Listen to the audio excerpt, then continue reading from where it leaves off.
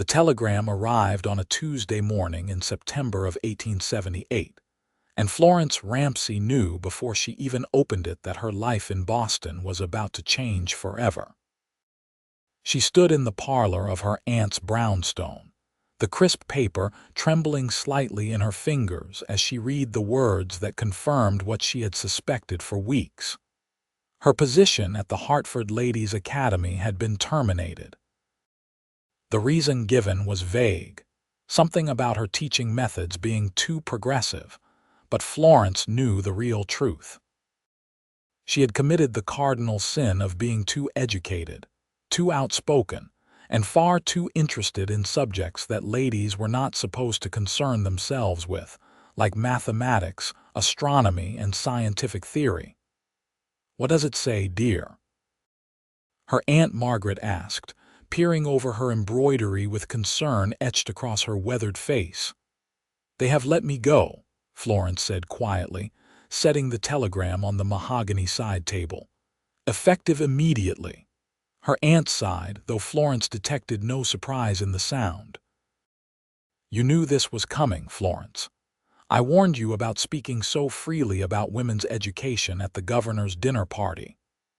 I merely suggested that women possess the same intellectual capacity as men," Florence replied, her voice steady despite the anger bubbling beneath the surface. "Is that truly so radical? In 1878 Boston, my dear, it certainly is." Aunt Margaret set down her embroidery and folded her hands in her lap. "You are 24 years old with more education than most men in this city. You hold degrees in literature and mathematics. You read Latin and Greek. You correspond with professors at Harvard. But you are still a woman, and society will not forgive you for refusing to acknowledge your place." Florence turned toward the window, watching the carriages roll past on the cobblestone street below. Her reflection stared back at her. A young woman with auburn hair pinned severely back, green eyes that her mother had once called too intelligent for her own good, and a determined set to her jaw that had gotten her into more trouble than she cared to count. "Then perhaps I should go somewhere where society has not yet calcified into such rigid patterns," Florence said, an idea forming in her mind even as she spoke. "What do you mean?" Florence crossed to the writing desk and pulled out a letter she had received 3 months prior. It was from a girls' school in Rico, Colorado, a small town nestled in the San Juan Mountains. They had been desperately seeking a teacher and had placed advertisements in Eastern newspapers. Florence had responded on a whim, never truly believing she would need to consider such a drastic change. "They offered me a position," Florence said, handing the letter to her aunt. "I declined at the time, thinking it too wild, too uncivilized, but perhaps that is exactly what I need. A place where I can start fresh, where my education might be valued rather than feared." Aunt Margaret read the letter slowly, her lips pressed into a thin line. "Colorado, Florence, that is halfway across the continent. It is wild country, full of miners and ranchers and all manner of rough men. You would be leaving everything you know. What do I have to stay for?" Florence asked, and the question hung in the air between them. Her aunt had no answer.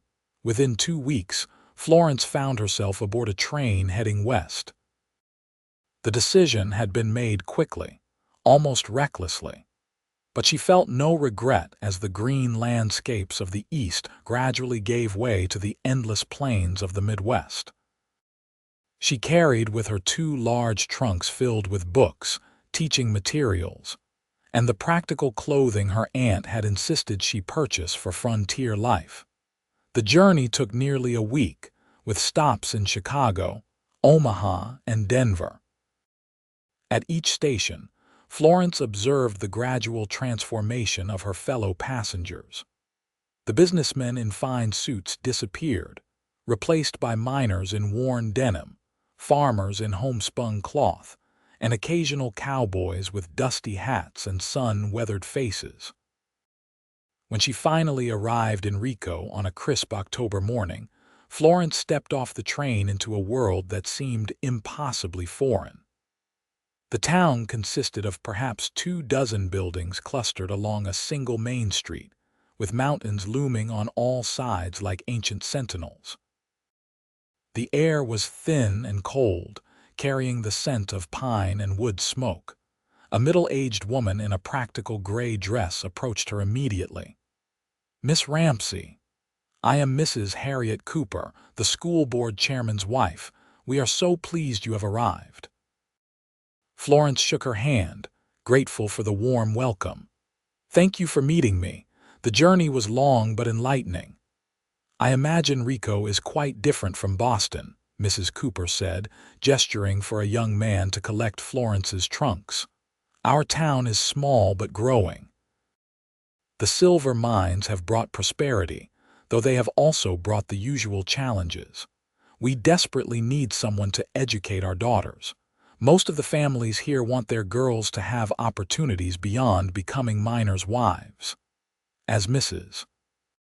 Cooper led her down the main street, pointing out the general store, the church, the saloon, and the doctor's office, Florence felt a mixture of apprehension and excitement. This was indeed a different world, but it was also a place where she might finally be able to teach without constant judgment. "The schoolhouse is just there," Mrs. Cooper said, indicating a small white building at the edge of town. "You will have about 15 students, ranging from 6 to 16 years old. Most can read and write at a basic level, but their education has been inconsistent. The last teacher left to get married, and before that, we had a series of young men who found teaching less lucrative than mining." They turned down a side street, and Mrs. Cooper continued, "We have arranged for you to board with the widow Patterson. She lives alone since her husband died in a mining accident last year. The arrangement should suit you both." The Patterson house was a modest cottage with a small garden in front. The widow, a woman in her 50s with kind eyes and capable hands, welcomed Florence warmly and showed her to a clean, simply furnished room on the second floor.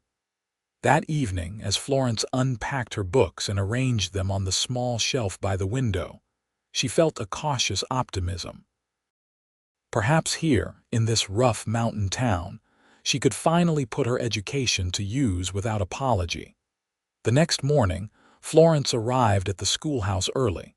She spent the time arranging desks, writing the day's lessons on the blackboard, and preparing materials. When the students began arriving, she greeted each one with genuine interest, learning their names and asking about their interests. The first few weeks passed in a blur of activity. Florence threw herself into teaching with passion, introducing her students to subjects they had never encountered. She taught them not just reading and arithmetic, but also history, geography, basic science, and even elements of philosophy. She encouraged questions, rewarded curiosity, and never dismissed a student's interest as inappropriate for their sex. The girls blossomed under her instruction.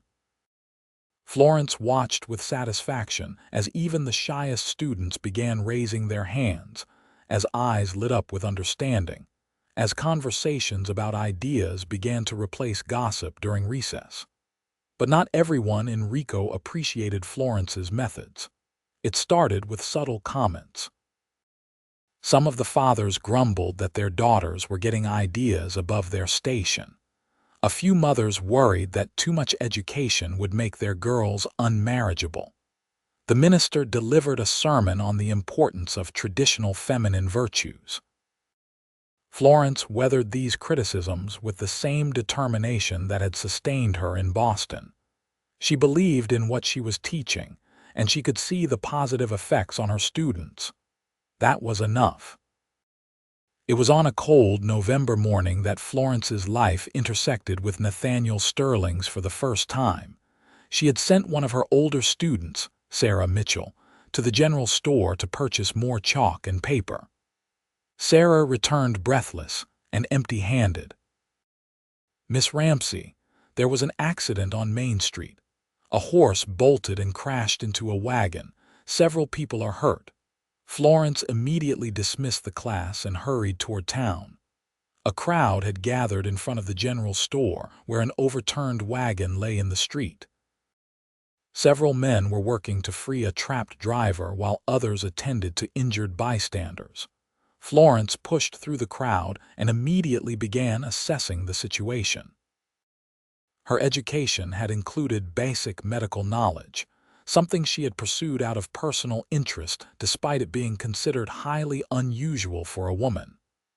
"Let me help," she said firmly, kneeling beside a young boy who was bleeding from a gash on his forehead. One of the miners waved her away. "This is not women's work, miss. The doc is on his way." "The child is bleeding," Florence said sharply. "I can help him now, or you can stand here arguing with me while he loses more blood. Which do you prefer?" The miner stepped back, startled by her tone. Florence pulled a clean handkerchief from her pocket and pressed it against the wound, applying firm pressure while speaking soothingly to the frightened child. As she worked, she was aware of someone else moving efficiently through the chaos. A tall man in working clothes was directing the rescue effort with calm authority. He seemed to know exactly what needed to be done, and others listened when he spoke. "Carefully now," the man said as several others prepared to lift the wagon. "On my count. 1, 2, 3. They raised the wagon enough to pull the trapped driver free. The man knelt beside the driver, checking for broken bones with practiced efficiency. It was then that Florence got her first clear look at him. He was perhaps 30 years old, with dark hair that needed cutting and sharp gray eyes that missed nothing. His face was weathered from sun and wind, but there was intelligence in his expression and gentleness in how he handled the injured driver. Their eyes met briefly across the chaos, and Florence felt an unexpected jolt of recognition, though they had never met. The doctor arrived moments later, a harried older man with a black bag. He took over the most serious cases while Florence continued helping with minor injuries. The tall man coordinated with several others to clear the street and calm the spooked horse. It was nearly an hour before the crisis resolved. The driver had a broken leg but would recover. The boy Florence had treated needed 3 stitches. Several others had minor cuts and bruises but nothing serious. As the crowd dispersed, Florence found herself standing beside the tall man who had directed the rescue. Up close, she could see the intelligence in his gray eyes more clearly, along with a certain wariness, as if he was accustomed to being judged and found wanting. "That was well done," he said, his voice a low rumble. "Not many people would have stayed calm in such a situation." "The same could be said of you," Florence replied. "You organized the rescue efficiently. Have you had medical training?" "Nothing formal," he said. "But I have spent enough time dealing with ranch accidents to know the basics. I am Nathaniel Sterling. I own a ranch about 10 miles north of town." "Florence Ramsey. I teach at the girls' school."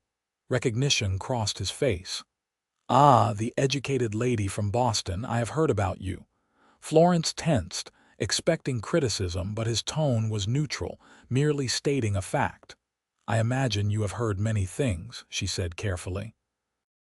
"Not all of them complimentary." "I heard you teach your students mathematics and science," Nathaniel said, "and that some people think that is inappropriate." "And what do you think?" Florence asked, meeting his gaze directly. For the first time, a hint of a smile touched his lips. "I think that ignorance never served anyone well, man or woman. If you can teach those girls to think clearly and solve problems, you are doing them a greater service than teaching them embroidery." Florence felt something shift in her chest, a small warm feeling that she had not experienced in a long time. Here, finally, was someone who understood.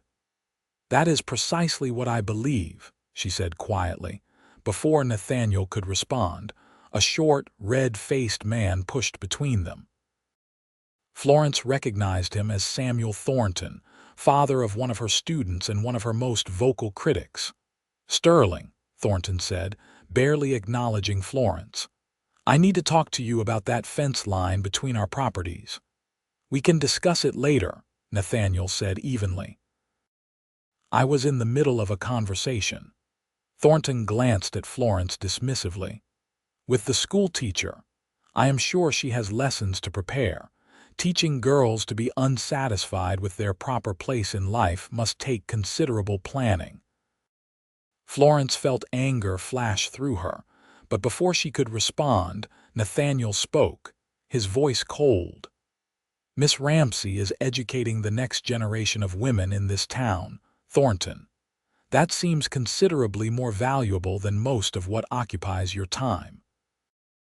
And I was raised to believe that interrupting a conversation is the height of rudeness, regardless of who is speaking." Thornton's face reddened further. "I know what you meant," Nathaniel said, "and I am not interested. Good day." He turned his back on Thornton and gave Florence a slight nod. "Please excuse me, Miss Ramsey. I need to get back to my ranch, but I hope we might continue this conversation another time." "I would like that," Florence said, meaning it. She watched him walk away, struck by the easy confidence in his bearing and the respect he had shown her. It was rare enough in Boston, and she had expected it even less here. That evening, as she ate dinner with Mrs. Patterson, Florence found herself thinking about Nathaniel Sterling. "What can you tell me about Mr. Sterling?" she asked, trying to sound casual. Mrs. Patterson looked up from her stew, her eyes twinkling. "Nathaniel Sterling. Now there is an interesting question. Are you perhaps developing an interest, my dear?" Florence felt her cheeks warm. "Merely curiosity. He seemed well respected during the accident today." "He is one of the most respected men in the area," Mrs. Patterson said, "and also one of the most unusual. His father was a cattle rancher who built up a good spread north of town. Nathaniel inherited it about 5 years ago when his parents died of fever. But unlike most ranchers, Nathaniel is what you might call educated." "Educated?" Florence leaned forward with interest. "His mother was from Denver, a school teacher herself before she married. She insisted on educating her son properly. Nathaniel was sent to school in Denver for several years. He reads extensively, keeps journals about his ranching methods, and even corresponds with agricultural colleges about scientific approaches to cattle breeding. Some of the other ranchers think he is peculiar, but they cannot argue with his success." Florence absorbed this information with growing interest. "Is he married?" "Widowed," Mrs. Patterson said softly. "He married young about 8 years ago. His wife, Catherine, was a local girl. Sweet, but delicate. She died in childbirth along with their baby about 3 years later. Nathaniel took it very hard.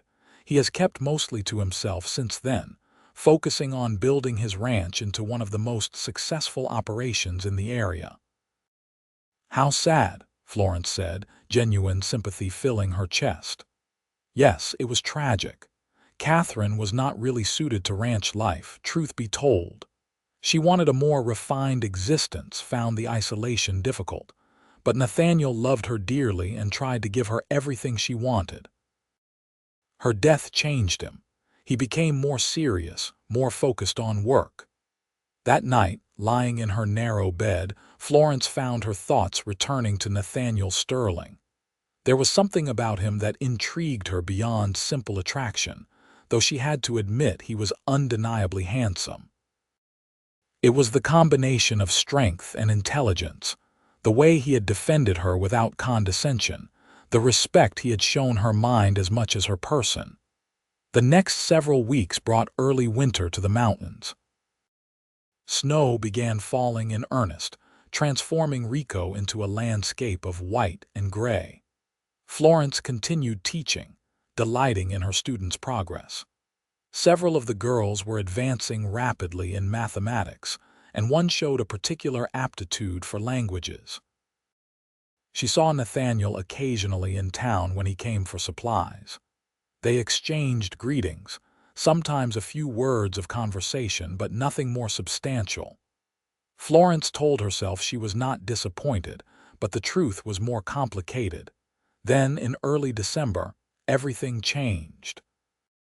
Florence had kept the schoolhouse open late one Friday afternoon to work with two of her advanced students on algebra. By the time they finished, dusk was falling and the temperature had dropped sharply.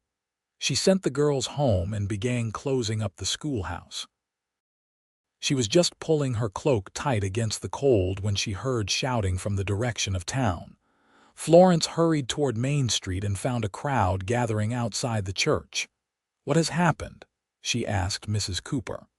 "There has been trouble at the Mitchell Ranch, Mrs. Cooper said, her face pale. "Thomas Mitchell's barn caught fire. The family got out, but they lost everything: the barn, their livestock, their feed stores. They have nowhere to go and winter is coming." Florence knew the Mitchell family well. Their daughter Sarah was one of her brightest students, a girl of 14 with a quick mind and a fierce desire to learn. The family was not wealthy, but they had been managing until now. "Where are they now?" Florence asked. "In the church," Mrs. Cooper said. "But they cannot stay there indefinitely. Thomas is asking if anyone can take them in or help them rebuild, but everyone is struggling to prepare for winter themselves." Florence pushed into the church and found the Mitchell family huddled together near the stove. Thomas Mitchell sat with his head in his hands while his wife, Emma, tried to comfort their 3 children. Sarah saw Florence and immediately looked away, shame evident in her posture. Florence crossed to them immediately. "Mr. Mitchell, Mrs. Mitchell, I am so sorry for your loss. Is there anything I can do to help?" Thomas Mitchell looked up, his face haggard. "Unless you can rebuild a barn and replace livestock, I do not know what anyone can do. We are ruined." "You are not ruined," Florence said firmly. "You are facing a setback, but the community will help you." "I cannot take charity," Thomas said stiffly. "I have always made my own way." Before Florence could respond, the church door opened and Nathaniel Sterling walked in, stomping snow from his boots. He crossed directly to the Mitchell family. "Thomas," he said without preamble, "I heard about your barn. I have a bunkhouse on my property that is standing empty. It is not large, but it is weatherproof and has a good stove. You and your family can stay there through the winter while you figure out your next steps." Thomas Mitchell stared at him. "Sterling, I cannot accept." "You can and you will," Nathaniel said, his tone brooking no argument. "You have 3 children who need shelter. Sarah is one of Miss Ramsey's students, and I understand she is doing excellent work. It would be a shame to interrupt her education because of false pride." Emma Mitchell burst into tears, but they were tears of relief. "Thank you, Mr. Sterling. We will repay you somehow." "Repay me by letting me hire you for the winter," Nathaniel said. "I can use an extra hand and you know cattle. We will work out fair wages, and by spring, you should have enough saved to make a new start." Florence watched this exchange with growing admiration. Nathaniel had found a way to help that preserved the Mitchell family's dignity, offering not charity but opportunity. As the details were being arranged, Nathaniel's eyes met Florence's across the church. She smiled at him, letting her approval show clearly. He nodded slightly, acknowledging the connection between them. Later, after the Mitchell family had been taken to Nathaniel's ranch in his wagon, Florence found herself walking back to Mrs. Patterson's house through the snow-covered streets. She was nearly there when she heard footsteps behind her. Miss Ramsey. She turned to find Nathaniel approaching on foot. He must have ridden back to town after settling the Mitchell family. "Mr. Sterling," she said, her breath forming clouds in the cold air. That was an extraordinarily kind thing you did tonight. It was practical, he said, falling into step beside her. I do need help on the ranch, and Thomas is a good man who has hit bad luck. Besides, Sarah is a talented student, according to what I hear. It would be wrong to let her education be interrupted. You know about Sarah's academic progress. Florence asked with surprise. I make it my business to know what is happening in this community, Nathaniel said. And I have been hearing about your teaching methods. Some people complain, but others say their daughters are learning more than they ever did themselves. They had reached Mrs. Patterson's house, but neither seemed in a hurry to end the conversation despite the cold. Mr. Sterling, Florence said carefully, may I ask you a question? Nathaniel, please. And yes, you may ask. Why do you value education so much, Mrs. Patterson told me about your background, but I am curious about your perspective. Nathaniel was quiet for a moment, his breath forming clouds in the frigid air. When he spoke, his words were measured and thoughtful. My mother believed that education was the key to understanding the world and making it better. She taught me that knowledge was never wasted, regardless of whether you were a rancher or a professor. After she died, I kept learning because it connected me to her memory. But I also discovered that education made me better at everything I did. I approach ranching scientifically, keep records, experiment with different methods. It has made my operation more successful than those run purely by tradition. He paused, then continued. But beyond that, I believe education gives people choices. My wife, Catherine, was not educated beyond basic reading and writing. She was a good woman, but she had no preparation for the life she found herself in. She had no intellectual resources to draw on during the long winters, no tools to understand or solve problems. I think her life might have been different, happier, if she had been given the kind of education you are providing your students. Florence felt tears prick her eyes at the honesty in his words. Thank you for telling me that. In Boston, I was dismissed as too educated, as if education was something to be apologized for rather than celebrated. Here, I have found much the same attitude, though the setting is different.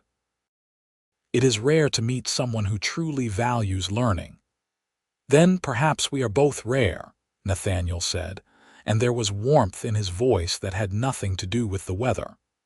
I wonder, Miss Ramsey, Florence, if I may be so bold, would you consider coming to dinner at my ranch sometime? I would very much like to continue this conversation in more comfortable surroundings.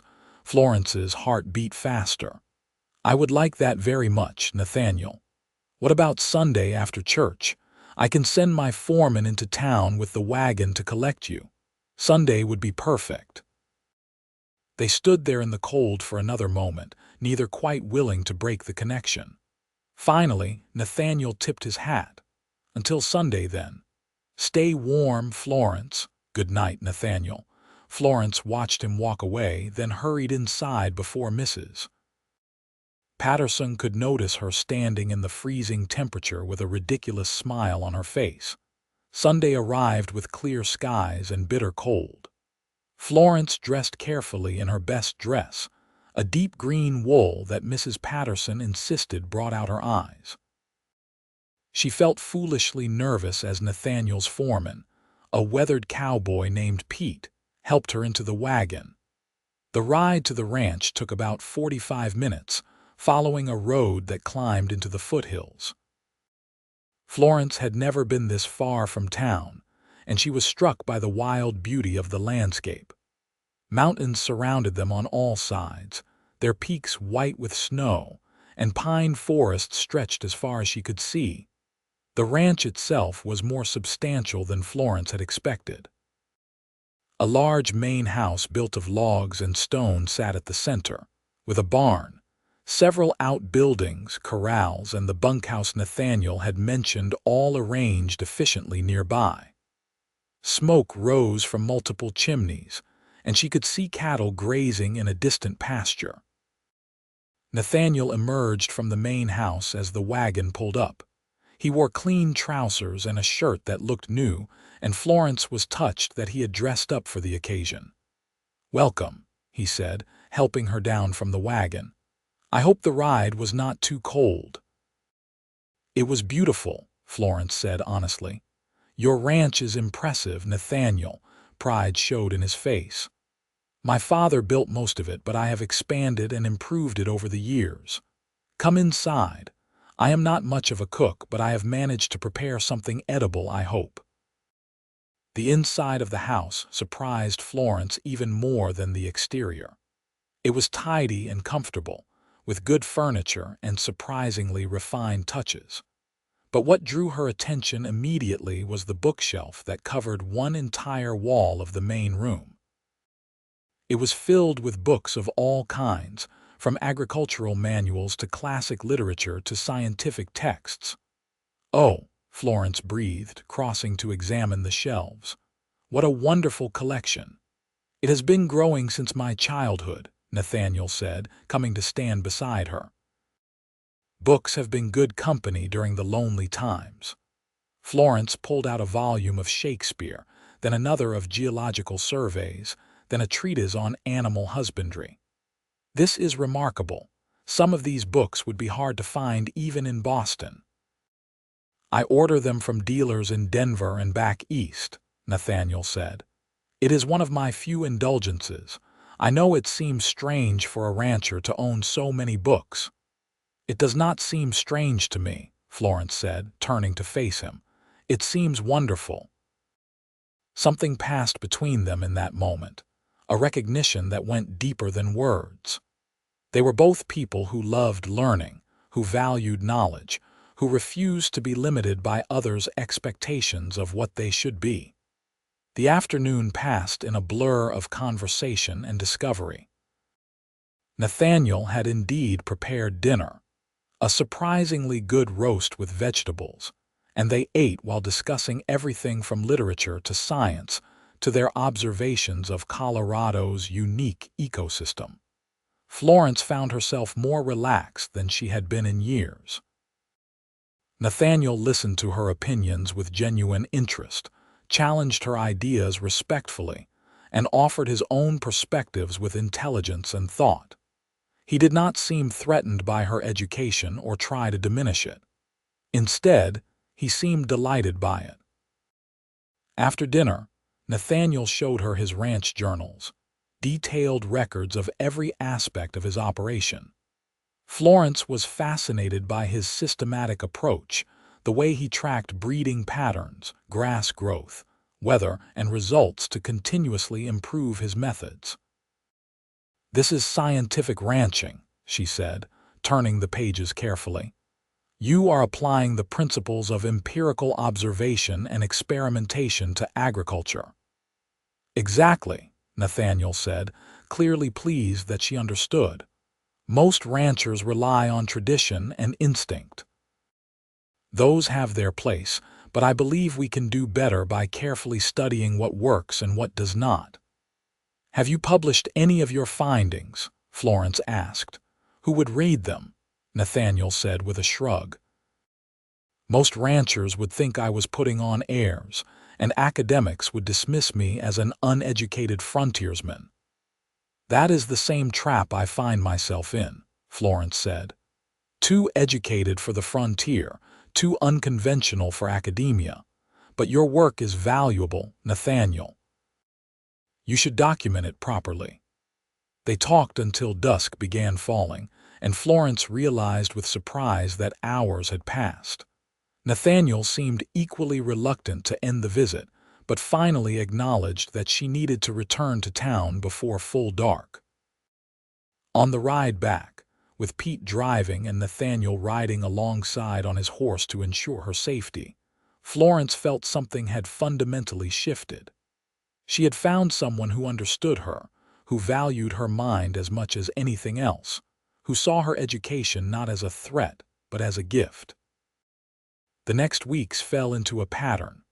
Nathaniel began coming to town more frequently, always finding reasons to stop by the schoolhouse. Sometimes he brought books to lend Florence. Other times he simply wanted to discuss something he had read. Florence invited him to observe her teaching several times, and he sat in the back of the classroom, watching with evident interest as she led her students through increasingly complex material. Sarah Mitchell blossomed under the combined influence of Florence's teaching and the stability of living at Nathaniel's ranch. Her father, Thomas, proved to be an excellent worker, and Nathaniel made good on his promise of fair wages. But as Christmas approached, the opposition to Florence's teaching methods intensified. A group of fathers, led by Samuel Thornton, began attending school board meetings to complain. They argued that Florence was teaching the girls subjects they would never use, filling their heads with ideas above their station, and making them dissatisfied with traditional female roles. Florence defended her methods passionately at a particularly contentious meeting in mid-December. "Education does not harm these girls," she said, facing the crowded room. "It empowers them. It gives them tools to think clearly, solve problems, and make informed decisions about their lives. Whether they become teachers or wives or mothers, they will be better for having learned to use their minds fully." "My daughter asked me last night why women cannot vote," Samuel Thornton said angrily. "She never questioned such things before you came here, Miss Ramsey." "And is it wrong for her to question?" Florence countered. "Should we teach children to accept everything without thought? That seems like a recipe for creating followers rather than leaders, dependents rather than independent thinkers." "Women do not need to be independent thinkers," another father said. "They need to be good wives and mothers." "And you believe those roles do not require thinking?" Florence asked, her voice sharp. "I would argue that managing a household, raising children, making countless daily decisions requires a great deal of intelligence and education. You do your wives a disservice by suggesting otherwise." The meeting grew heated, with some parents defending Florence and others calling for her dismissal. Finally, Mrs. Cooper, as the chairman's wife, called for order. "This matter requires more discussion," she said. "We will reconvene after the new year to make a final decision about Miss Ramsey's continued employment." Florence left the meeting with her stomach in knots. She had fought this battle before in Boston, and she was sick of defending the simple proposition that women deserved education. She was walking back to Mrs. Patterson's house when Nathaniel fell into step beside her. He had attended the meeting, sitting quietly in the back, but his presence had given her courage. "That was well argued," he said quietly. "But likely futile," Florence said, hearing the bitterness in her own voice. "They have made up their minds. After Christmas, they will dismiss me, and that will be the end of education for girls in Rico beyond basic literacy." "Do not give up yet," Nathaniel said. He was quiet for a moment, then added, "Florence, I have been thinking about something for weeks now. May I speak frankly?" "Always," she said. "I have come to care for you deeply," Nathaniel said, stopping and turning to face her. The street was empty, lit only by the spill of light from nearby windows. "You are unlike any woman I have ever known. Your intelligence, your passion for learning, your courage in fighting for what you believe even when it costs you, I admire all of it. More than admire. I think I am falling in love with you." Florence's breath caught. She had known her feelings for Nathaniel were growing, but she had not let herself hope that he might feel the same. "I am falling in love with you too," she said softly. "But Nathaniel, my situation is precarious. If I am dismissed, I will likely have to leave Rico. I will have to start over somewhere else, face the same battles again." "Then do not leave," Nathaniel said, taking her hands in his. "Marry me, Florence. Stay here. Not as the school teacher who can be dismissed by small-minded men, but as my wife. We could still educate the children who want to learn. My ranch is successful enough that we could hire tutors, create a library, maybe even start a proper school that is not subject to the town board's whims. Florence stared at him, emotions warring inside her. Part of her wanted to say yes immediately, to accept this offer of love and partnership. But another part hesitated. Nathaniel, I care for you deeply, but I need to know, are you proposing because you love me or because you pity my situation? I am proposing because I cannot imagine my life without you in it, Nathaniel said fiercely. Because you make me laugh and think and feel things I thought had died with Catherine. Because when I am with you, the future seems full of possibilities instead of just responsibilities. And yes, because I hate seeing your gifts wasted by people too ignorant to value them. Is that wrong? No, Florence said, tears beginning to fall. It is not wrong. It is everything I have ever wanted to hear. But Nathaniel, marriage is not a simple thing. I watched my parents' marriage, saw how my mother's intelligence withered because my father wanted a decoration, not a partner. I could not bear that. I do not want a decoration, Nathaniel said. I want a partner, someone to share my life, my work, my thoughts, someone who challenges me and teaches me and grows with me. Florence, I loved Catherine, but ours was not a partnership of minds. She wanted me to give her a comfortable life, and I tried, but I could not give her what she really needed because we did not truly understand each other. With you, I feel that understanding. I value your mind as much as your heart, maybe more, because your mind is what makes you who you are. Florence looked up at this man who had somehow seen her completely and loved her anyway, who valued her education instead of fearing it, who wanted to build a life together based on mutual respect and shared intellectual passion. Yes, she whispered. Yes, I will marry you. Nathaniel pulled her into his arms, and they stood there in the cold street, holding each other as snow began to fall gently around them. The announcement of their engagement created a sensation in Rico. Some people were delighted, seeing Nathaniel as a successful rancher and Florence as a respectable woman despite her unconventional ideas. Others were scandalized, suggesting that Florence had seduced Nathaniel for his money, or that he had taken leave of his senses. The school board meeting scheduled for January became less relevant. Florence submitted her resignation, effective at the end of the term. She would leave teaching, but on her own terms, not because she had been forced out. Her students took the news hard, particularly Sarah Mitchell. "What will we do without you, Miss Ramsey?" Sarah asked, tears streaming down her face. "You will continue learning," Florence said gently. "Mr. Sterling and I have discussed this. Any of you who wish to continue your education will be welcome to come to the ranch. We will set aside time each week for lessons. It will not be the same as a formal school, but the opportunity will be there for those who want it." Christmas came, and Florence experienced the holiday in a completely new way. Nathaniel gave her a complete set of scientific textbooks from Germany, having ordered them months earlier. Florence gave him a handmade journal in which to continue documenting his ranching experiments, with a dedication written on the first page thanking him for valuing her mind and heart equally. They spent Christmas Day at the ranch with the Mitchell family and several of Nathaniel's ranch hands who had nowhere else to go. It was simple and warm and full of laughter, everything Florence's rigid Boston Christmases had never been.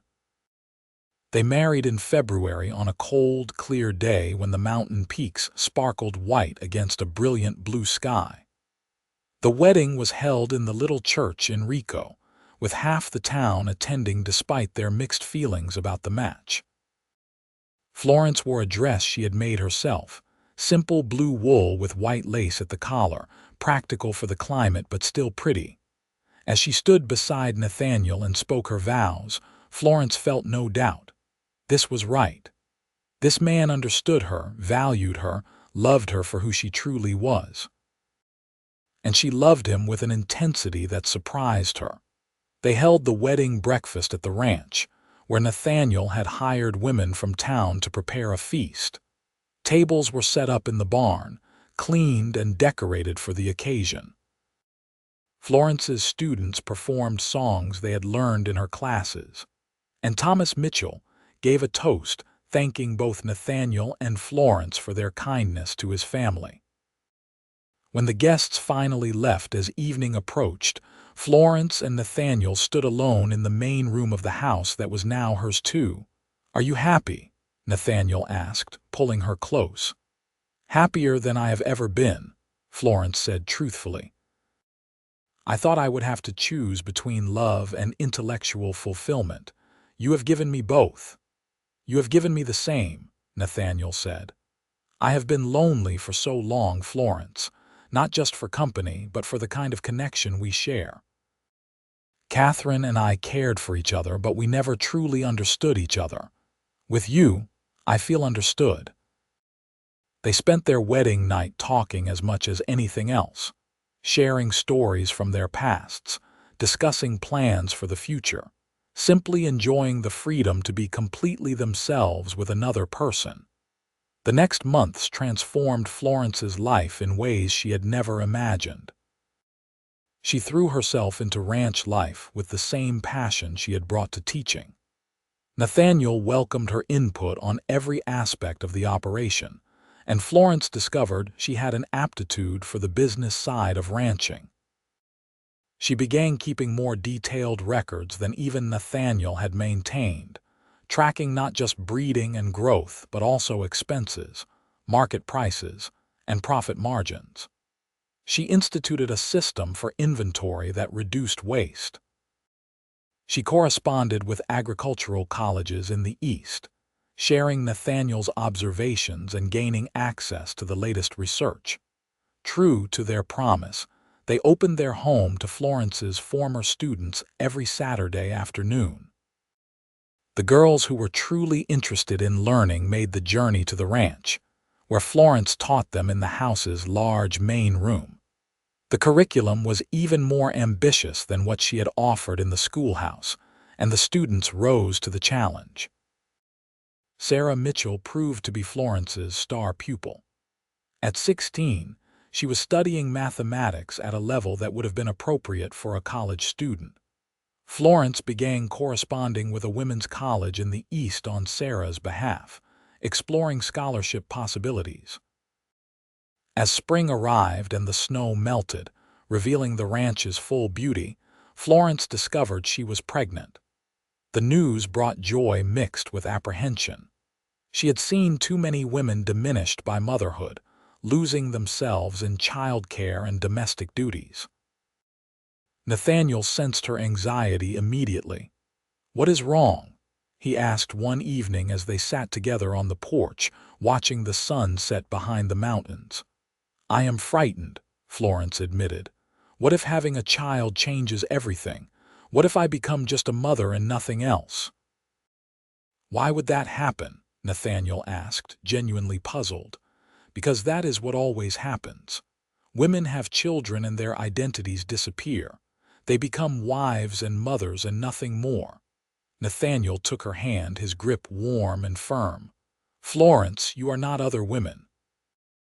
You are extraordinary. Having a child will add to who you are, not replace it. We will hire help if we need it. You will continue your work with the ranch and your teaching. We will figure out how to make it all work because that is what we do. We solve problems together." His confidence bolstered her own, and as her pregnancy progressed, Florence found ways to maintain her identity while preparing for motherhood. She continued her Saturday teaching sessions until the week before the baby was born. She kept working on the ranch accounts and correspondence. And Nathaniel made sure she knew she was valued for everything she was, not just as the mother of his child. Their son was born in October of 1879, a healthy baby they named Daniel after Nathaniel's father. The birth was difficult, and Florence understood for the first time the fear that must have gripped Catherine during her fatal labor. But the doctor they had hired from Denver was skilled, and both Florence and the baby came through safely. Motherhood was harder than Florence had anticipated, but also more rewarding. Daniel was a curious baby, alert and interested in everything around him. Florence found herself talking to him constantly, describing what she was doing, explaining the world to him even though he was too young to understand. "You are going to give our son a larger vocabulary than any other baby in Colorado," Nathaniel teased one afternoon, finding Florence reading a botany text aloud to 3-month-old Daniel. "It is never too early to start learning," Florence said, only half joking. True to his word, Nathaniel made sure Florence's life did not narrow to only domestic concerns. They hired a local woman, Mrs. Henderson, to help with cooking and cleaning, giving Florence time for the work she loved. The Saturday teaching sessions resumed when Daniel was 2 months old, with the baby sleeping in a basket beside Florence as she taught. The ranch continued to prosper. Nathaniel's scientific approach, combined with Florence's business acumen, made their operation one of the most successful in the region. Other ranchers began asking for advice, and Nathaniel started sharing his methods more widely. In the spring of 1880, Sarah Mitchell earned a full scholarship to a women's college in Massachusetts. The news was celebrated at the ranch with a special dinner, and Florence felt a fierce pride in her student's achievement. "You did this," Nathaniel said to Florence that night. "You opened up a future for that girl that she never would have had otherwise." "We did this," Florence corrected. "You gave her family stability when they had none. You supported my teaching when others criticized it. This is our achievement, Nathaniel." As the years passed, the pattern of their lives became richer and more complex. Daniel grew into a bright, inquisitive child who inherited his parents' love of learning. Florence continued teaching her Saturday classes, watching with satisfaction as several more of her students went on to further education. The Mitchell family eventually saved enough to start over on their own land, but they remained close friends. Thomas became one of Nathaniel's most trusted advisors on the ranch, and Sarah sent regular letters from college, full of gratitude and updates on her studies. Florence and Nathaniel's partnership deepened with time. They truly became equals in running the ranch, with Nathaniel handling the practical aspects of cattle management and Florence managing the business and financial side. Their evening conversations ranged across every topic imaginable, and they continued to build their library until it became known throughout the region. In 1882, Florence gave birth to a daughter they named Margaret, after Florence's aunt in Boston. The aunt was so touched that she made the long journey to Colorado to meet her namesake, and she was astounded by what Florence had built. "I was wrong," Aunt Margaret admitted during her visit. "I thought you were making a terrible mistake coming to this wild place. But you have created something remarkable here, Florence, a life that honors your intelligence and education while also including love and family. I never thought such a thing was possible for a woman like you." "Neither did I," Florence admitted. "But I found someone who values my mind as much as my heart. That made all the difference." Young Daniel proved to be as curious and intelligent as his parents had hoped. By age 5, he was already reading simple texts and showing an aptitude for mathematics. Margaret was still a baby, but showed signs of inheriting the family's intellectual bent, focusing intently on everything around her with serious gray eyes like her father's. The ranch continued expanding. Nathaniel experimented with new breeding techniques based on information Florence obtained from agricultural colleges. They implemented water management systems that other ranchers later copied. Their operation became a model of how scientific thinking could improve traditional practices. Florence never regretted leaving formal teaching. The Saturday classes continued, and she found immense satisfaction in this more personal form of education.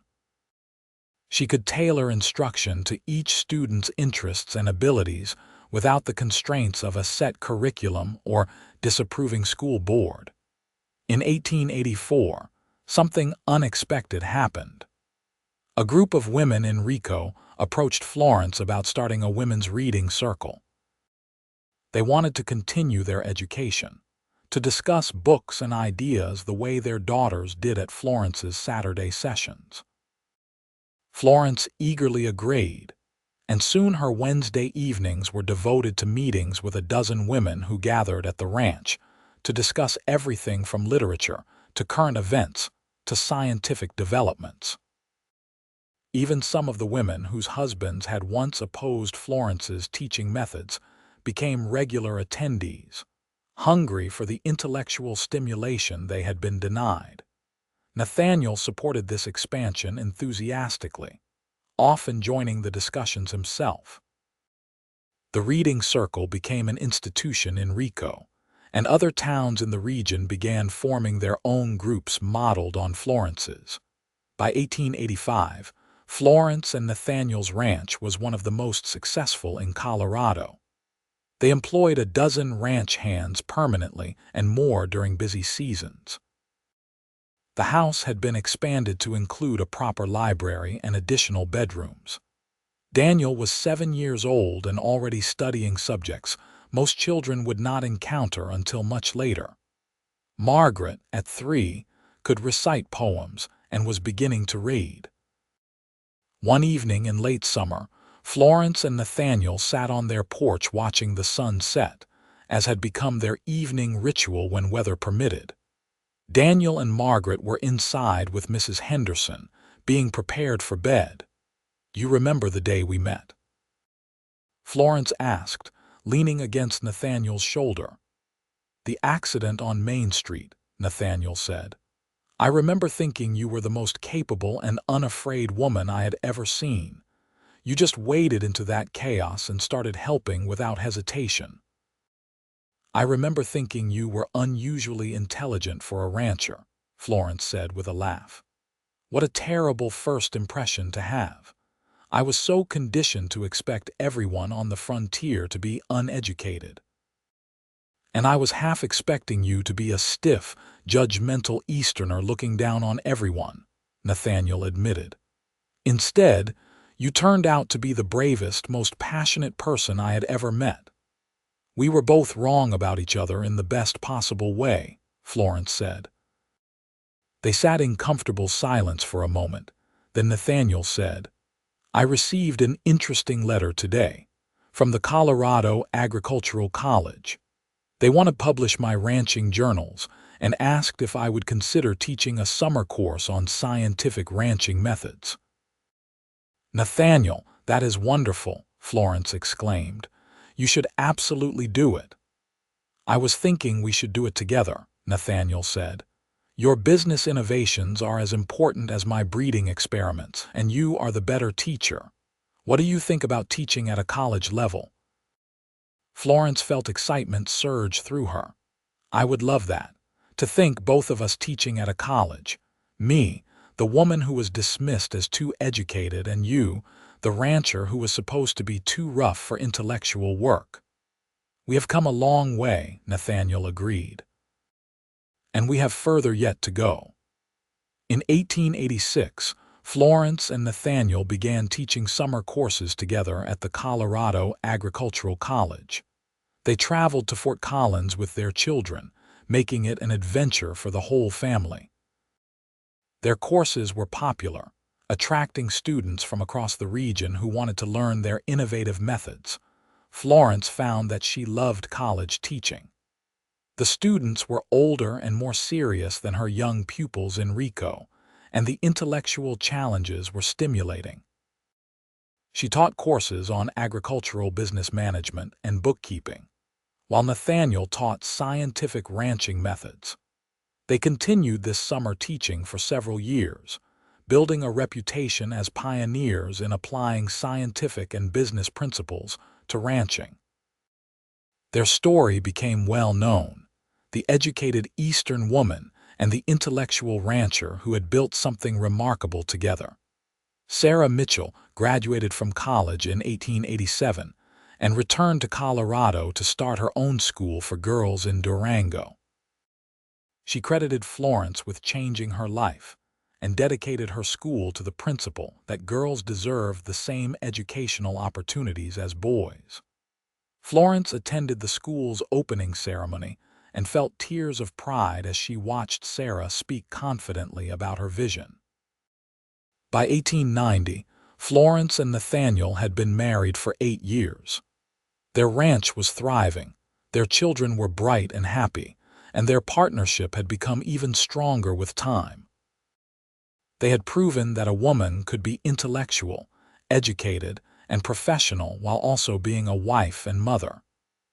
They had shown that a marriage could be a true partnership of equals, with both parties contributing their full abilities.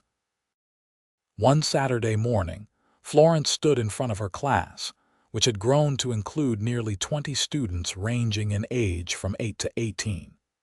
She was teaching them advanced mathematics, and the eager faces before her reminded her of why she had become a teacher in the first place. After class, a new student approached her nervously. The girl was about 15, with intelligent eyes and a hungry look that Florence recognized immediately.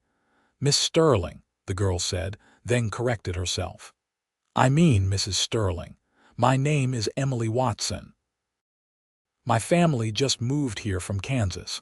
I heard about your classes and I wanted to know if I could attend." "Of course," Florence said warmly. "What subjects are you most interested in?" "Everything," Emily said, the word bursting out of her as if she had been holding it back for years. "I want to learn everything. But my father says education is wasted on girls, that I should focus on preparing to be a wife. I convinced him to let me come today by saying I would learn household management, but really, I just want to learn." Florence smiled, seeing herself in this girl's desperate desire for knowledge. "Then you will learn. And Emily, household management does require mathematics and organizational skills. So you are not lying to your father, but I will teach you much more than that if you want to learn it." "I do," Emily said fervently. "More than anything." As Florence watched Emily join the other students, chattering excitedly about what they were studying, she felt deep satisfaction. This was her legacy, not just her own achievements but the opportunities she had created for others. That evening, she told Nathaniel about Emily. "She reminds me of myself at that age," Florence said. "So hungry for knowledge, so frustrated by the limitations placed on her because of her sex." "And now she has found someone who will not limit her," Nathaniel said. "Just as you found a place where you could be fully yourself. We are creating ripples, Florence. Every girl you teach goes on to influence others. Every method we develop helps other ranchers succeed. We may have started out as two people who did not fit conventional roles, but we have helped create space for others like us." "I never expected this when I came to Colorado," Florence said. "I thought I was running away from judgment and limitation. I did not realize I was running toward a life richer than anything I had imagined." "Neither did I," Nathaniel said, pulling her close. "I thought my life was over after Catherine died, that I would just work until I died too. Then you arrived, challenging everyone's expectations and teaching me that there was so much more possible if I was brave enough to reach for it." In 1892, Daniel was 10 years old and Margaret was 7. Both children were intellectually advanced, reading at levels far beyond their years and showing interests across multiple subjects. Florence and Nathaniel discussed their education constantly, determined to provide opportunities that would nurture their abilities without pressure or expectation. They decided to hire a tutor to work with the children during the week, supplementing the lessons Florence provided when she had time. They found a young man fresh from college in the East who was delighted to work with such bright students in exchange for room, board, and the chance to live in Colorado. The ranch continued to evolve. Nathaniel published a book on scientific ranching methods in 1893, with Florence listed as co-author for her contributions on the business side. The book became a standard text at agricultural colleges and brought them invitations to speak across the West. Florence's Saturday classes became so popular that she had to split them into 2 sessions, one for younger students and one for advanced pupils. Several of her former students had gone on to become teachers themselves, spreading her methods and philosophy further. The reading circle for women in Rico had spawned similar groups in a dozen nearby towns. Florence received regular invitations to speak at these groups, discussing everything from literature to women's suffrage to scientific topics. She became known throughout the region as an advocate for women's education and intellectual development. In 1895, something significant happened. The Colorado legislature was debating women's suffrage, and Florence was invited to testify about the importance of education in preparing women for the responsibilities of citizenship. She traveled to Denver with Nathaniel, who supported her completely. Her testimony was passionate and well-reasoned. She argued that educated women made better citizens, better mothers, and better contributors to society overall. She pointed to her own students as examples, showing how education had expanded their horizons and abilities without making them unfit for traditional roles. The legislation passed, making Colorado one of the first states to grant women full voting rights. Florence felt immense pride in having contributed to this achievement, even in a small way. When they returned to the ranch after the legislative session, Daniel and Margaret greeted them with a celebration they had planned with Mrs. Henderson. They had made a banner reading "Congratulations, Mother," and prepared a special dinner. "We are proud of you," Daniel said seriously. He was 13 now, tall like his father but with Florence's auburn hair and green eyes. "You helped change things for women across Colorado." "Not just me," Florence said, pulling both children into a hug. "Many people worked for this, but I am proud to have been part of it." By 1897, Florence and Nathaniel had been married for 15 years. Their love had not diminished, but had deepened into something richer and more complex than the initial passion.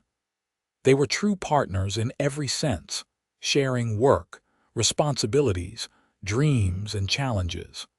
The ranch was now one of the largest and most successful in Colorado. They employed over 20 people regularly and had expanded into horse breeding in addition to cattle. Their scientific methods were widely adopted, and their business innovations had helped many smaller ranchers improve their operations. Florence's educational work had touched hundreds of lives. Former students were now teachers, nurses, businesswomen, and educated mothers across Colorado and beyond. The Saturday classes continued, with waiting lists of students eager to learn. Daniel, at 15, was preparing to attend college back east. He wanted to study engineering, a field that combined his love of mathematics with practical applications. Florence and Nathaniel supported his ambitions completely, though they would miss him terribly. Margaret, at 12, was already showing signs of brilliance in languages and literature. She spoke French and Spanish fluently in addition to English, and was teaching herself Latin from her mother's old textbooks. She talked about becoming a writer or perhaps a professor of languages. One evening in late autumn, the whole family gathered around the fireplace in the main room. It had become their custom to spend Sunday evenings together, reading, talking, or simply enjoying each other's company. "I want to tell you all something," Daniel said, looking serious. "I have been thinking about my future, about what I want to do with my life." "We know you want to study engineering," Nathaniel said, looking up from the agricultural journal he was reading. "Yes, but beyond that," Daniel said, "I want to use what I learned to help people the way you both have. Mother, you have educated so many girls who otherwise would have had no opportunity. Father, your methods have helped struggling ranchers succeed. I want to apply engineering to solve problems for people who need help, not just design things for rich clients." Florence felt tears prick her eyes. "That is a wonderful ambition, Daniel. You have both taught me that education is not just about personal advancement," Daniel continued. "It is about using what you know to make the world better. I want to live by that principle." Margaret spoke up then. "I want that too. When I write, I want to tell stories that matter, that help people understand each other better, not just empty entertainment." Nathaniel looked at Florence, and she saw her own feelings reflected in his eyes. They had succeeded in raising children who understood that privilege came with responsibility, that abilities were meant to be used in service of something larger than oneself. "We are very proud of both of you," Florence said softly. "You have taken the best of what we tried to teach you and made it your own." In 1898, Emily Watson, the girl who had first come to Florence's classes 8 years earlier, graduated with honors from the same women's college that Sarah Mitchell had attended. She returned to Colorado to become a doctor, one of the few women practicing medicine in the state. She credited Florence with giving her the foundation in science and mathematics that had made medical school possible. The ripples continued spreading. Florence's former students were now teachers, professionals, and educated mothers raising another generation. The reading circles had evolved into women's clubs that not only discussed literature, but also worked for social reforms. The scientific ranching methods Florence and Nathaniel had pioneered were now standard practice across much of the West. In 1900, as a new century dawned, Florence and Nathaniel stood together on their porch, watching the sunrise paint the mountains gold and pink. They were both in their 40s now, their hair showing touches of gray, but their partnership was as strong as ever. 22 years, Florence said, calculating the time since she had first arrived in Rico. "Sometimes it feels like yesterday, and sometimes it feels like a lifetime." "It has been a good lifetime," Nathaniel said, wrapping his arm around her waist. "Better than I ever imagined possible. When I received that telegram in Boston, telling me I had been dismissed from my teaching position, I thought my life was over," Florence said. "I thought I would never find a place where I could be fully myself." "And instead, you found a place where you could be even more than you imagined," Nathaniel said. "You are not just a teacher, Florence. You are an educator, a businesswoman, a reformer, a mother, a partner. You are exactly who you were meant to be. Because you valued my mind as much as my heart," Florence said, turning to face him. "That made all the difference, Nathaniel. You never asked me to be less than I was. You encouraged me to be more." "You did the same for me," Nathaniel said. "I was content being a successful rancher. You helped me see that I could contribute to knowledge, that my methods and observations had value beyond my own operation. We made each other better." Daniel had left for college the previous fall and was excelling in his engineering studies. His letters home were full of excitement about new ideas and challenges. Margaret was now 15 and already taking college-level courses by correspondence, preparing for her own departure to university in a few years. The ranch continued to thrive under their management. They had implemented new technologies as they became available, always testing them carefully and documenting the results. Their annual reports were read by ranchers across the West, and they received regular visitors who came to learn their methods. Florence's Saturday classes had become an institution. Young women came from as far as 50 miles away to attend, some staying with families in town during the week just to have access to Florence's teaching. She had trained several assistant teachers who helped with the younger students, allowing her to focus on the advanced pupils. In 1902, Florence published her own book, titled Education and Opportunity, Opening Doors for Young Women in the West. The book combined memoir, educational philosophy, and practical advice for establishing schools and teaching programs in frontier communities. It became widely read and influential, establishing Florence as a national voice on women's education. The book's success brought lecture invitations from across the country. Florence and Nathaniel traveled together when possible, with Nathaniel often speaking about scientific ranching, while Florence discussed educational reform. They became known as a remarkable partnership, two people who had built extraordinary lives by refusing to accept conventional limitations. In 1905, as Florence approached her 50th birthday, she reflected on how far she had come. The young woman who had arrived in Rico 27 years earlier had been running away from judgment and limitation. She had been angry, defensive, and uncertain of her future. Now she was confident, fulfilled, and deeply happy. She had created a life that honored all aspects of who she was. She was still an intellectual, still passionate about learning and teaching. But she was also a wife who loved her husband deeply, a mother who took pride in her children, a businesswoman who had helped build a successful enterprise, and a reformer who had opened doors for other women. The ranch had become more than just a successful business. It was a center of learning and innovation. Students came from agricultural colleges to study their methods. Young women came to learn from Florence. Reformers came to see an example of what was possible when talent was given opportunity regardless of gender. Margaret left for university in 1906, and for the first time in 24 years, Florence and Nathaniel found themselves alone together. The house felt empty without their children's voices, but it also felt peaceful. "We have done well," Nathaniel said one evening as they sat together in the library, surrounded by books that represented a lifetime of learning. "We have," Florence agreed. "Our children are launched into the world prepared to make their own contributions. The ranch is successful. We have helped change how people think about education and ranching.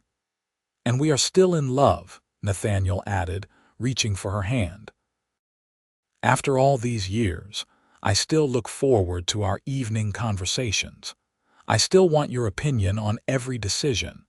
I still think you are the most remarkable woman I have ever known." Florence squeezed his hand, feeling a rush of affection for this man who had seen her completely and loved her anyway.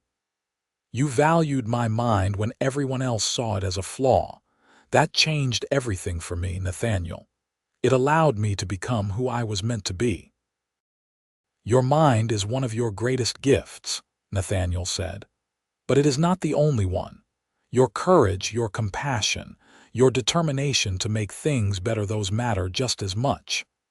They sat together in comfortable silence, the kind that only comes after years of deep companionship. The ranch was quiet around them, the land peaceful under a blanket of stars. In 1910, Daniel completed his engineering degree and began working on irrigation projects in the Southwest, bringing water to arid lands and helping farmers succeed. He wrote regular letters home describing his work and thanking his parents for teaching him to use his abilities in service of others. Margaret completed her degree in languages and literature in 1911 and took a position teaching at a women's college in California. Her letters were full of enthusiasm for her students and her work. She too credited her parents with showing her that a woman could have both professional success and personal fulfillment. Florence continued teaching her Saturday classes well into her 50s, though she had trained a cadre of younger teachers to carry on the work. The educational network she had started in Rico had spread throughout Colorado and into neighboring states. Hundreds of women had passed through her classes, and they in turn had taught thousands more. The ranch remained successful under Florence and Nathaniel's management. They had trained their foreman and other key employees so well that the operation ran smoothly, even when they traveled. They spent more time in these later years visiting their children, speaking at conferences, and simply enjoying the life they had built together. In 1915, as they celebrated their 33rd wedding anniversary, Florence and Nathaniel hosted a gathering at the ranch.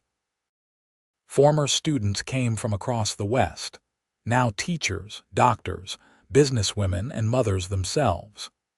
They shared stories of how Florence's teaching had changed their lives, opened opportunities, and given them tools to pursue their dreams.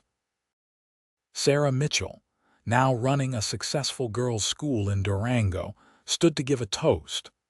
"Florence Sterling taught me that being educated did not make me less of a woman," she said, her voice carrying across the assembled crowd. "She showed me that intelligence was a gift to be used, not hidden. She opened doors that I did not even know existed. And she did all of this while also being a wife, a mother, a businesswoman, and a partner in one of the most successful ranches in Colorado.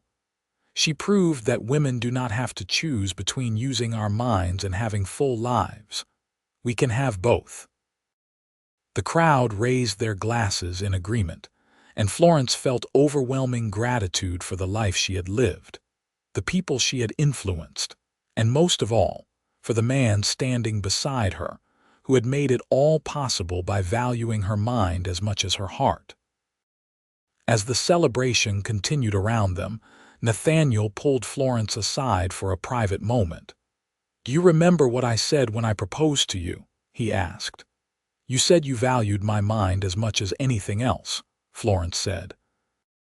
"I was wrong," Nathaniel said, and Florence looked up at him in surprise. "I valued your mind even more than I admitted, even to myself.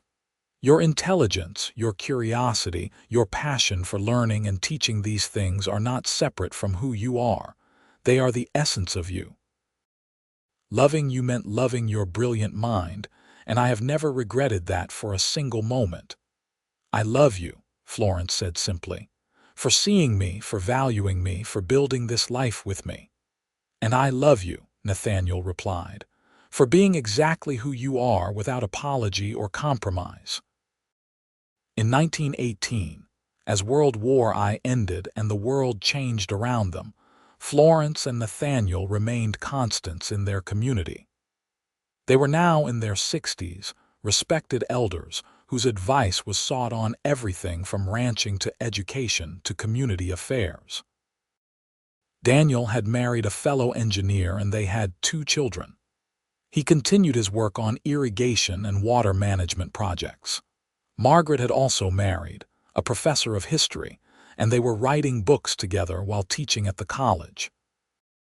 Both of Florence and Nathaniel's children had built partnerships based on mutual respect and shared intellectual interests, modeling what they had learned from their parents.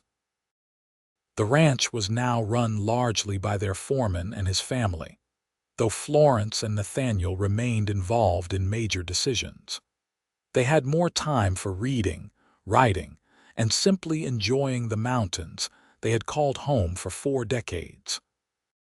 Florence's Saturday classes were now taught by her former students, but she still visited regularly, offering advice and encouragement to the new generation of learners. The educational network she had started continued growing, adapted to new times but holding fast to the core principle that women deserved full intellectual development. One autumn evening in 1920, Florence and Nathaniel sat on their porch watching the sunset, as they had done thousands of times before. The mountains were aflame with golden light, and the air carried the first hint of winter. 42 years, Florence said. 42 years since I stepped off that train in Rico, terrified and angry and not sure what I would find.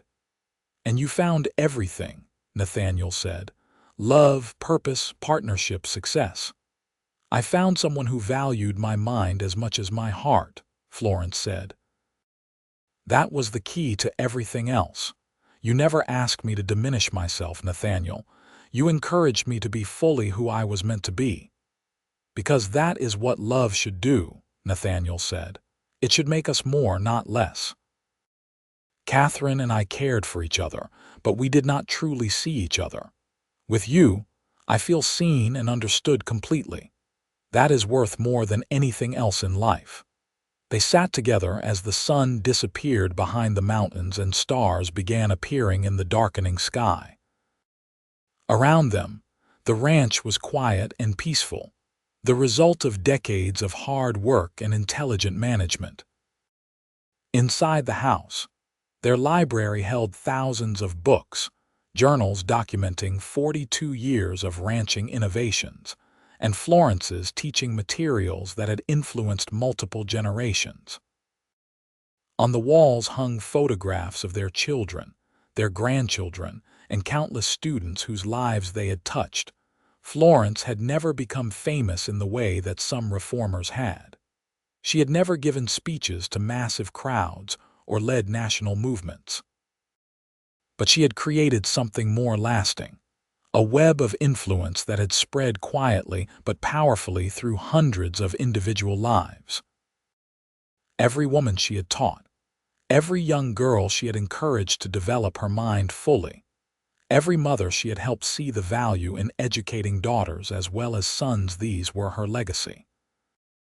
They had gone on to influence others in turn, creating ripples that spread far beyond anything Florence could have imagined when she first arrived in Rico. And through it all, she had had a true partner in Nathaniel. A man who had valued her intelligence, celebrated her accomplishments, and shared his life with her as an equal. Their marriage had been a true partnership of minds and hearts, built on mutual respect, shared interests, and deep love. As they rose to go inside, Florence took one last look at the mountains, dark shapes against a star-filled sky. This wild land had given her what Boston never could, the freedom to be fully herself without apology, the opportunity to use all her abilities, and the love of a man who cherished her mind as much as her heart. She had been dismissed in Boston as too educated, as if intelligence was something to apologize for. But here, in this wild place with this remarkable man, she had proven that education was not a liability but a gift to be shared, celebrated, and used to make the world better. That was her legacy, and it was enough. Over the next few years, Florence and Nathaniel gradually transitioned into a more advisory role at the ranch, enjoying their grandchildren and the peaceful pace of their later years. They continued reading voraciously, discussing everything from politics to philosophy to the latest scientific developments. In 1925, Rico held a celebration honoring Florence's 50 years of influence on education in the region. Former students came from across the country, bringing their own children and even grandchildren. They told stories of how Florence's teaching had opened doors, changed lives, and created opportunities that would not have existed otherwise. Nathaniel sat beside Florence throughout the celebration, holding her hand and beaming with pride. "You have changed the world," he whispered to her. "One student at a time." "We changed it together," Florence corrected. None of this would have been possible without you. They lived to see enormous changes in the world around them. Women gained the right to vote nationally. Educational opportunities expanded. The frontier disappeared, replaced by settled communities with schools and colleges. The ranch transitioned from wild cattle operation to a more modern agricultural business. Through it all, Florence and Nathaniel remained each other's best friend, closest companion, and intellectual partner. They had proven that love and intellect were not opposing forces, but complementary ones. That valuing someone's mind did not diminish the heart, but enhanced it. In the spring of 1928, Nathaniel passed away peacefully in his sleep at the age of 78. Florence was devastated but also grateful for the 50 years they had shared. She continued living on the ranch, surrounded by the life they had built together, supported by her children and grandchildren. She lived another 7 years, passing away in 1935 at the age of 80. Her funeral was attended by hundreds of people whose lives she had touched, a testament to the quiet but powerful influence she had wielded. Daniel and Margaret inherited the ranch and continued their parents' legacy of innovation and service. They established a scholarship fund in their parents' names to support young women pursuing education in science, mathematics, and business. The library Florence and Nathaniel had built together was donated to the local college, forming the core of their education department's collection. Florence's teaching materials were preserved and studied by historians interested in the development of women's education in the West. The story of Florence and Nathaniel became a kind of legend in Colorado. The educated Eastern woman and the intellectual rancher, who had built a remarkable partnership based on mutual respect and shared love of learning. Their story inspired others to value intelligence in their partners, to seek relationships built on genuine understanding rather than conventional roles. Years later, when historians studied the evolution of women's education in the American West, Florence Sterling's name appeared again and again. She had not been the most famous educator or the most radical reformer, but she had been effective, persistent, and deeply influential. She had proven that a woman could be fully educated and fully alive, that intellectual development and personal fulfillment were not mutually exclusive. She had shown that the right partner, one who valued her mind as much as her heart, could make all the difference between a life of frustration and a life of extraordinary achievement. Most importantly, she had opened doors for hundreds of young women who might otherwise have been denied the chance to develop their full potential. Those women had gone on to open more doors for others, creating a legacy that extended far beyond Florence's own lifetime. In the end, Florence Ramsey Sterling's life stood as proof that being too educated was never really the problem. The problem was a world that feared intelligent women and tried to diminish them. But with courage, determination, and the support of someone who truly valued her, Florence had refused to be diminished. She had lived fully, loved deeply, and changed her corner of the world for the better. She had been dismissed as too educated, but she had found a man who valued her mind as much as her heart, and together they had built something extraordinary. That was the real story, the one that mattered. Not just a love story, though it was certainly that, but a story of two people who saw each other clearly, valued each other completely, and built a life together based on mutual respect, shared passion for knowledge, and genuine partnership. And in doing so, they had proven that the best kind of love is the kind that makes both people more than they could have been alone, that celebrates rather than limits, that sees intelligence as a gift rather than a threat. Florence and Nathaniel's story ended, but its influence continued, rippling out through generations. inspiring others to seek partnerships of equals, to value education regardless of gender, and to believe that love and intellect together create something stronger than either alone. That was their legacy, and it endured.